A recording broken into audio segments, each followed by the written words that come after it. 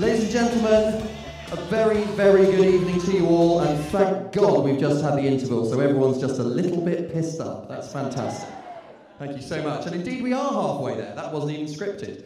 But I have to admit, I'm a little bit of a twat, mainly because I have got a stage name. My name is indeed Will Broome, but I have a middle name, Lawson, and I was the lead singer in seminal heavy metal band Dazed and Confused.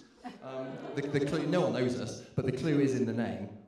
Anyway, so I was this heavy metal singer. I was utterly ridiculous. I thought, I can't be called Will Broome, that's crazy. So I took my middle name, I was halfway there with that, and then I thought, but how can I be really taken seriously as a rock and roll star, as a songwriter, as a musician? So I added a surname, officially, by default, I'm serious about this, and I added the surname in an attempt to be taken more seriously, Awesome. So my name was Lawson Awesome. I mean, what a dick. I'm serious. What a dick. Anyway, so I did this. I was lead singer of this heavy metal band, Dazed and Confused, a band with far too many Zs in the title to be taken seriously by anyone. A band that was described by the NME as that awful band with the lead singer who sounds like a bit of a bad piss take of Bronski Beat. I mean, and that's not good, even if you don't know who the hell they are. A band that we sent our demo tape to legendary manager of Bon Jovi, Doc McGee, and he wrote read a letter back 2 weeks later, and this was the highlight of our career, we were just thrilled about that. And he said, "Dear Mr. Awesome," oh the irony, "we've listened to your tape, but on this occasion we have had to pass on it," which conjured up all sorts of revolting scatological images, which I thought, in fairness, it did warrant that. And it's a career that ended at a headline gig, Saturday night, 11 o'clock, at the Rock Garden, Covent Garden. Should have been the highlight of our lives, but our drummer had made a catastrophic fuck-up, and we were actually booked in for 11 a.m. the following Sunday morning. And the clocks had gone forward, so 10 a.m. on a frosty morning, we turn up to the Rock Garden, spandex, which were my mother's, but I squeezed into them, I liked lots of tight stuff, long hair, bandana, not much else, and big cowboy boots, and 2 people showed up to the gig. 2 people. In fact, that's a lie. 1 person. The other one was the sound man, and he buggered off after the sound check for obvious reasons. So I wanted to put on a bit of a big show, as I always did. So I got in this little cupboard backstage, my long hair, my bandana, my spandex, my cowboy boots. The rest of the band refused to get in there with me, again, for obvious reasons. So they were there doing the big intro. And at the end of the Phantom of the Opera intro, it gets worse, I flew out, skidded on my cowboy boot heel, pulled out the guitar player's lead, nutted the bass player, he fell off the stage and landed smack flat on my face on the stage in a wail of pain and confusion. And this is absolutely true, and you couldn't make this shit up, I'm telling you. So I lay there and I thought, right, this is just as low as it gets. It was painful, I was winded, no pride, no dignity, nothing. And my spandex trousers, which are actually my mother's spandex leggings, not only split, and this is absolutely true, and it's physically, I don't know how it's physically possible, they split and they leapt off my body. They leapt off and landed like a scrunchie next to my head. So I'm there, cowboy boots, bandana, butt naked, spinal crack, ladies and gentlemen. It's a whole new level. Whole new level. No pride, no dignity, no talent, no fans, no fucking trousers. That's how I roll. It was unbelievable. And the one guy in the crowd had the audacity to look me right in the eye. He was a bit of a spotty, greasy, but he was in the wrong place at the wrong time. He didn't know what to do. It was a lifeline. And he looked at me and he shouted, "We love you, Cindy Crawford." And I thought, you know what? If I've got nothing, I've got my beauty. I've got my long hair, I've got my makeup. But anyway, I think that, I do like to say though, having said all that I have definitely, I believe, changed the way people listen to music forever.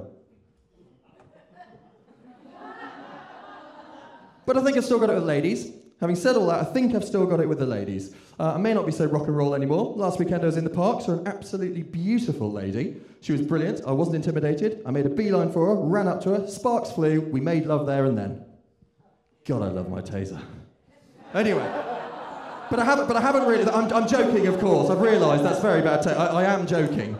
Do not arrest me.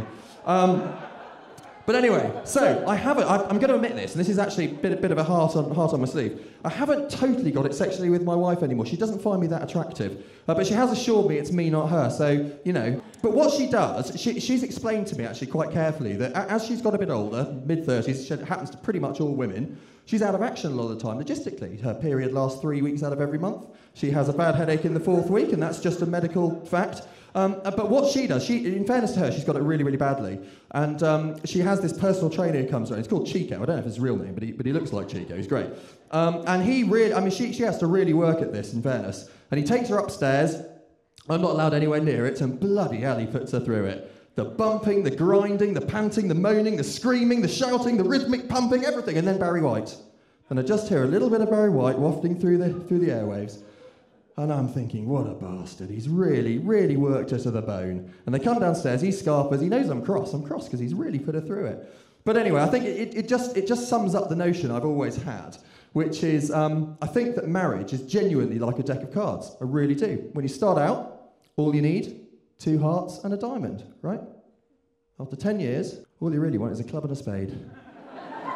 But anyway, at this juncture, I must just tell you, I have done a bit of this before. Not so much stand-up comedy, but I've hosted quite a few events. This time last year, I hosted probably the biggest one I've ever done, which was in a big Park Lane hotel. And it was an awards dinner, a very great cause, actually. It was for the National Society of Amnesia. And the general consensus after it was that no one could remember a better compere. So I think that I did pretty well with that one. But this one was too long. This is the short version. I'm getting the word. This is the short version. But I got a letter, and this really rammed it home. I got a letter, personal letter. How cool is this? From the inventor of Monopoly. And he said, "Dear Will, seriously, dear Will, I think your talk's great, but if I'm honest, I think it's a little bit unnecessarily long-winded and a bit tedious." And I thought, if anyone's going to know, eh?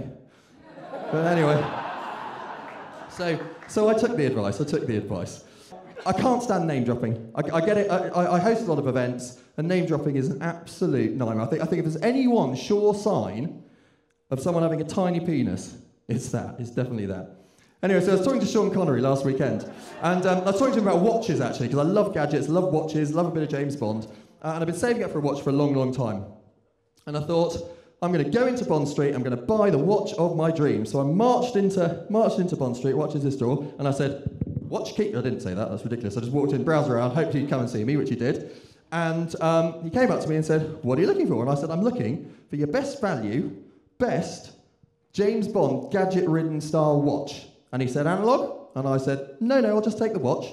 So he scuttled off, and he came out with a watch, and that's the only joke I nicked. Only one. Anyway, so he came out with this watch. It's absolutely brilliant, and I bought it. I'm going to be honest, it's on now. It's absolutely brilliant. It does everything. It's full of gadgets. It is amazing. For example, it unzips ladies' dresses. It's got a magnetic field. It attracts speeding bullets. It doesn't attract speeding bullets. It deflects. Maybe that's why I got it cheap. What a twat. It attracts speeding bullets. It's got an airbag. Which some would say surplus to requirements. I would say can't be too careful. But most of all, it's almost a bit controversial, this. It's got a pièce de résistance. And I'm going to demonstrate it right now. Give me a sec. Okay. My watch is telling me that you're wearing no knickers. I told you it's controversial. I told you. What? You are wearing knickers. You are wearing. Hang on. The bloody thing's 15 minutes fast again, ladies and gentlemen. I told you it couldn't tell the time very well. Anyway, thank you so much. I'm going to leave you with this. If it's a double entendre you're after, I'll be backstage to give you one later. Thank you very much. I'm Will Broome.